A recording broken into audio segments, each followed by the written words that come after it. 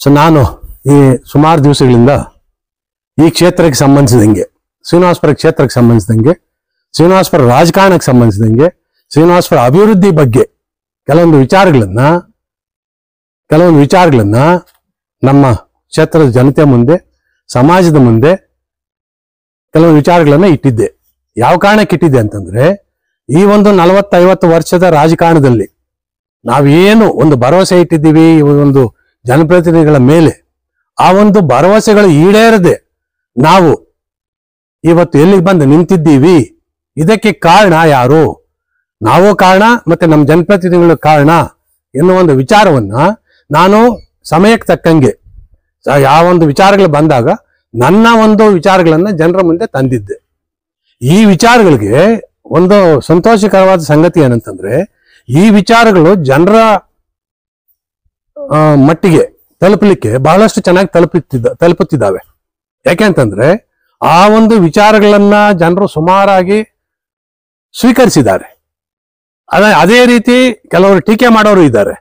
ನಾನು ನಿಜವಾಗ್ಲೂ ಅದನ್ನ ಶ್ಲಾಘಿಸ್ತೀನಿ, ನಾನು ಅದನ್ನ ಬೆಂಬಲಿಸ್ತೀನಿ. ಯಾಕೆಂತಂದ್ರೆ ನಾನು ಪ್ರಜಾಪ್ರಭುತ್ವದಲ್ಲಿ ನಂಬಿಕೆ ಇಟ್ಟಿರೋನು, ಪ್ರಜಾಪ್ರಭುತ್ವವನ್ನ ಪಾಲಿಸೋನು, ಪ್ರಜಾಪ್ರಭುತ್ವ ಎನ್ನುವುದನ್ನ ನಾನು ಪ್ರತಿಪಾದಿಸುತ್ತೇನೆ, ಇದನ್ನೇ ನಾನು ನಂಬಿದ್ದೇನೆ ಕೂಡ. ನಾನು ಪ್ರಜಾಪ್ರಭುತ್ವದ ಒಂದು ಯಶಸ್ಸಿಗೆ ಕಾರಣ ಏನಪ್ಪಾ ಅಂತಂದ್ರೆ, ವಾದ ವಿವಾದಗಳಿರ್ಲೇಬೇಕು.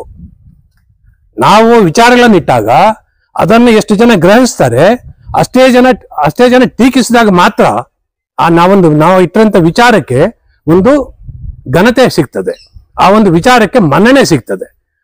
ನಾನು ನಿಜವಾಗ್ಲೂ ಯಾರೆಲ್ಲ ಮಾತಾಡ್ತಿದ್ದಾರೆ, ಇದ್ರ ವಿರುದ್ಧವಾಗಿ ಟೀಕೆ ಮಾಡ್ತಿದ್ದಾರೆ, ಮತ್ತೆ ಯಾರೆಲ್ಲ ಇದನ್ನ ಪರವಾಗಿ ಹೇಳ್ತಾ ಇದ್ದಾರೆ, ನನ್ನ ವಿಚಾರಗಳನ್ನ ಎರಡನ್ನು ಸಮಚಿತ್ತವಾಗಿ ನಾನು ಆಹ್ವಾನಿಸುತ್ತೇನೆ, ಒಪ್ಪಿಕೊಳ್ಳುತ್ತೇನೆ. ಆಗ್ಲೇ ನಾನಿಟ್ಟಿರಂತ ವಿಚಾರಗಳಿಗೆ ಗೌರವ ಸಿಗೋದು. ಇಲ್ಲ, ನಾನು KC ವ್ಯಾಲಿ ವಿಚಾರಕ್ಕೆ ನೆಕ್ಸ್ಟ್ ಇನ್ನೊಂದು ವಿಡಿಯೋದಲ್ಲಿ ಮಾತಾಡ್ತೀನಿ. ಈಗ ಅದು ವೈಜ್ಞಾನಿಕ ಇಲ್ವಾ ಅನ್ನೋದನ್ನ ಇನ್ನೊಂದು ವಿಚಾರದಲ್ಲಿ ಮಾತಾಡ್ತೀನಿ. ಈಗ ಇವರು ಏನು ಮಾತಾಡಿದ್ದಾರೆ, ನೀವು ರಮೇಶ್ ಕುಮಾರ್ ಅವರನ್ನ ಮಾತಾಡೋಕೆ ನೀವ್ಯಾರು ಅಂತ ಕೇಳ್ತಾರೆ. ಅಂದ್ರೆ ರಮೇಶ್ ಕುಮಾರ್ ಅವರ ಬಗ್ಗೆ ಮಾತಾಡ್ಲಿಕ್ಕೆ ನನಗೆ ಯಾವ ದೊಣ್ಣೆ ನಾಯಕನ ಪರ್ಮಿಷನ್ ಬೇಕು? ರಮೇಶ್ ಕುಮಾರ್ ಅವರು, ನಾನು ಮಾತಾಡ್ತಿರುವ ರಮೇಶ್ ಕುಮಾರ್ ಅಡ್ಡಗಲ್ಲಲ್ಲಿ ದಿವಂಗತ ರಾಮಪ್ಪ ಮತ್ತು ತಿಪ್ಪಮ್ಮನವರ ಸುಪುತ್ರರಾದ ರಮೇಶ್ ಕುಮಾರ್ ಬಗ್ಗೆ ಮಾತಾಡ್ತಿಲ್ಲ. ನಾನು ಮಾತಾಡ್ತಿರೋದು ಈ ಕ್ಷೇತ್ರವನ್ನ ವಿಧಾನಸಭೆಯಲ್ಲಿ 6 ಸಲ ಪ್ರತಿನಿಧಿಸಿದ್ದ, 2 ಸಲ ಸ್ಪೀಕರ್ ಆಗಿ 6.5 ವರ್ಷ ಸ್ಪೀಕರ್ ಆಗಿದ್ದಂತಹ, 2.5 ವರ್ಷ ಮಂತ್ರಿಯಾಗಿ ಈ ಜಿಲ್ಲೆಯ ಉಸ್ತುವಾರಿ ಸಚಿವರಾಗಿದ್ದಂತ ರಮೇಶ್ ಕುಮಾರ್ ಅವರ ಬಗ್ಗೆ ಮಾತಾಡ್ತಿದ್ದೀನಿ. ನಾವು ಮತ ಹಾಕಿ ನಾಯಕನನ್ನಾಗಿ ಆರಿಸಿ ವಿಧಾನಸಭೆಗೆ ಕಳಿಸಿದ್ವಲ್ಲ, ನಮ್ಮ ಜನಪ್ರತಿನಿಧಿಯಾಗಿ ನಾವು ಯಾರ ಮೇಲೆ ಭರವಸೆ ಇಟ್ಟಿದ್ವಲ್ಲ, ಇವರು ನಮ್ಮ ಈ ಒಂದು ಜಿಲ್ಲೆಗೆ, ಈ ಒಂದು ಕ್ಷೇತ್ರಕ್ಕೆ ದಾರಿದೀಪ ಆಗ್ತಾರೆ ಅಂತ ಏನ್ ಬಯಸಿದ್ವಲ್ಲ, ಆ ರಮೇಶ್ ಕುಮಾರ್ ಬಗ್ಗೆ ಮಾತಾಡ್ತಿದ್ದೀನಿ ಹೊರತು ನಾನು ಅಡ್ಡಗಲ್ಲಲ್ಲಿರ್ತಕ್ಕಂಥ ದಿವಂಗತ ರಾಮಪ್ಪ ಮತ್ತು ತಿಪ್ಪಮ್ಮನವರ ಮಗ ರಮೇಶ್ ಕುಮಾರ್ ಬಗ್ಗೆ ಮಾತಾಡ್ತಿಲ್ಲ. ನಾನು ಮಾತಾಡ್ತಿರೋದು ನಮ್ಮ ನಾಯಕರಾಗಬೇಕಾದಂತ ರಮೇಶ್ ಕುಮಾರ್ ಅವ್ರ ಬಗ್ಗೆ. ನಮ್ಮ ನಾಯಕರಾದ ರಮೇಶ್ ಕುಮಾರ್ ಅವ್ರ ಬಗ್ಗೆ ಮಾತಾಡ್ಲಿಕ್ಕೆ ನನ್ಗೆ ಯಾರ್ದಾದ್ರು ಪರ್ಮಿಷನ್ ಬೇಕಾ? ನಾನು ರಮೇಶ್ ಕುಮಾರ್ ಅವ್ರ ಜೊತೆ ಇದ್ದಿದ್ದಾಗ್ಲಿ ಅಥವಾ ಅವರನ್ನು ಫಾಲೋ ಮಾಡಿದ್ದಾಗ್ಲಿ ನಾನು ಸ್ವಾರ್ಥತೆಯಿಂದ ಮಾಡಲಿಲ್ಲ, ನಿಸ್ವಾರ್ಥತೆಯಿಂದ ಅವ್ರ ಜೊತೆ ಇದ್ದೆ. ನಾನು ಬಡ ಕುಟುಂಬದಲ್ಲಿ ಹುಟ್ಟಿದವನು. ಬಡತನದ ಬೇಗೆ ಅನ್ನೋದು ನನಗೆ ವ್ಯಕ್ತಿಗತವಾಗಿ ಅನುಭವಿಸತಕ್ಕಂತ ವ್ಯಕ್ತಿ ನಾನು. ಆ ಬಡತನದ ಬೇಗೆಯಿಂದ ನಾನು ಎಷ್ಟೇ ಪ್ರತಿಭಾವಂತ ವಿದ್ಯಾರ್ಥಿ ಆಗಿದ್ರು ಕೆಲವೊಂದು ಅವಕಾಶಗಳನ್ನ ನಾನು ನನ್ನ ಕೈಯಾರೆ ಬಿಟ್ಕೊಳ್ಬೇಕಂತ ಅವಕಾಶ ಬಂತು ಬಡತನದಿಂದ. ಯಾಕೆಂತಂದ್ರೆ ನಾನು ಒಂದು ಪ್ರತಿಭಾವಂತ ವಿದ್ಯಾರ್ಥಿಯಾಗಿ PUC ಅನ್ನು ಕಂಪ್ಲೀಟ್ ಮಾಡಿದಾಗ BSc ಅಗ್ರಿಕಲ್ಚರ್ ಓದ್ಬೇಕಂತ ನನಗೆ ಶಕ್ತಿ ಇಲ್ಲದೆ 2 ವರ್ಷ ವ್ಯವಸಾಯ ಮಾಡಿಕೊಂಡು ಅದಾದ ನಂತರ ನಾನು ಅಗ್ರಿಕಲ್ಚರ್ ಓದೆ. BSc ಅಗ್ರಿಕಲ್ಚರ್ 4 ವರ್ಷ, ಆಮೇಲೆ MSc 2 ವರ್ಷ, 2 BSc ಮತ್ತು MSc ನಲ್ಲಿ ಗೋಲ್ಡ್ ಮೆಡಲಿಸ್ಟ್ ಚಿನ್ನದ ಪದಕ ಪಡೆದಿದ್ರು ಸಹ, ರ್ಯಾಂಕ್ ವಿಜೇತ ಆಗಿದ್ರು ಸಹ, ನಾನು ಮತ್ತೆ PhDಗೆ ಅಮೆರಿಕಾಗೆ ಹೋಗ್ಲಿಕ್ಕೆ ನನಗೆ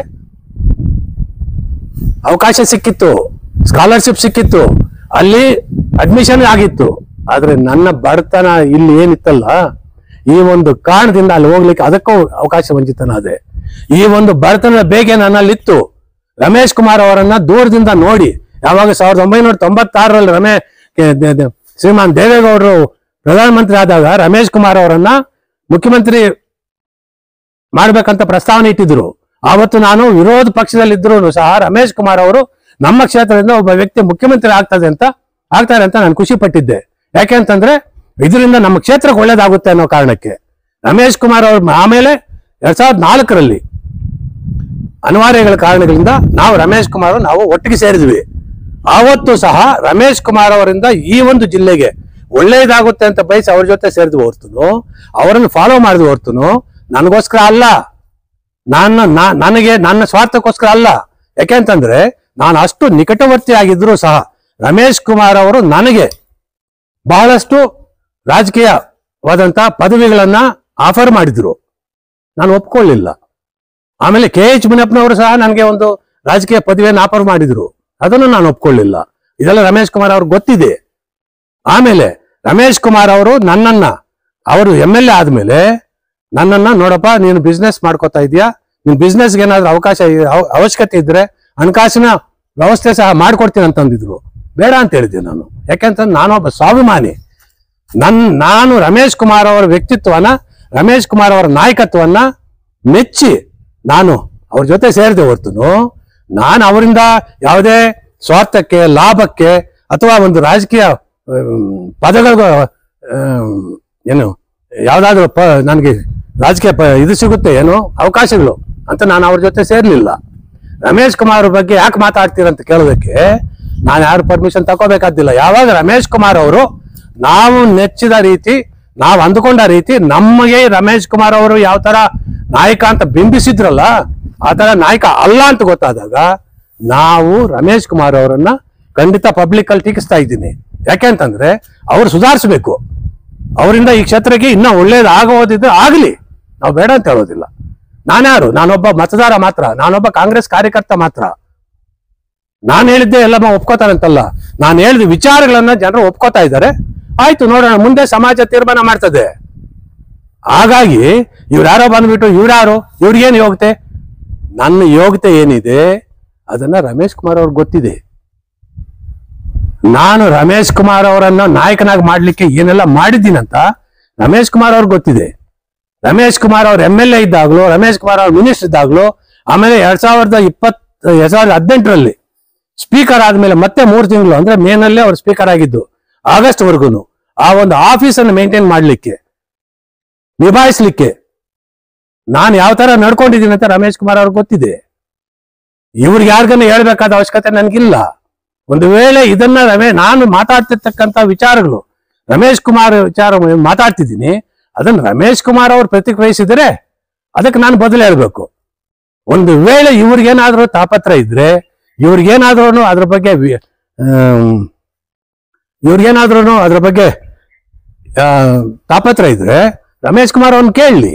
ಅಥವಾ ರಮೇಶ್ ಕುಮಾರ್ ಅವ್ರು, ಈಗಾಗಲೇ ನಾನು ಹೇಳಿದ್ದೀನಿ, ಇವತ್ತಿಗೂ ರಮೇಶ್ ಕುಮಾರ್ ಅವ್ರು ನನ್ನನ್ನು ಪ್ರೀತಿ ಮಾಡ್ತಾರೆ, ನಾನು ರಮೇಶ್ ಕುಮಾರ್ ಅವ್ರನ್ನ ಪ್ರೀತಿ ಮಾಡ್ತೀವಿ ವೈಯಕ್ತಿಕವಾಗಿ. ಆದ್ರೆ ಸೈದ್ಧಾಂತಿಕವಾಗಿ ಬೇರೆ ಇದೆ. ಒಂದು ವೇಳೆ ಇವ್ರಿಗೇನಾದ್ರೂ ಅದ್ರ ಬಗ್ಗೆ ತಾಪತ್ರಗಳಿದ್ರೆ ರಮೇಶ್ ಕುಮಾರ್ ಅವ್ರನ್ನ ಕರ್ಕೊಂಡು ಬರ್ಲಿ ಸಾರ್ವಜನಿಕವಾಗಿ, ಅಲ್ಲಿಗೆ ನಾನು ಬರ್ತೀನಿ. ವಿಚಾರಗಳನ್ನ ನಾನೇನು ಎತ್ತಿರೋ ವಿಚಾರಗಳಿದೆಯಲ್ಲ, ಇದನ್ನ ಅವ್ರ ಸಮ್ಮುಖದಲ್ಲೇ ನಾನು ವಿಚಾರ ವಿಮರ್ಶೆ ಮಾಡ್ಲಿಕ್ಕೆ ತಯಾರಾಗಿದ್ದೀನಿ.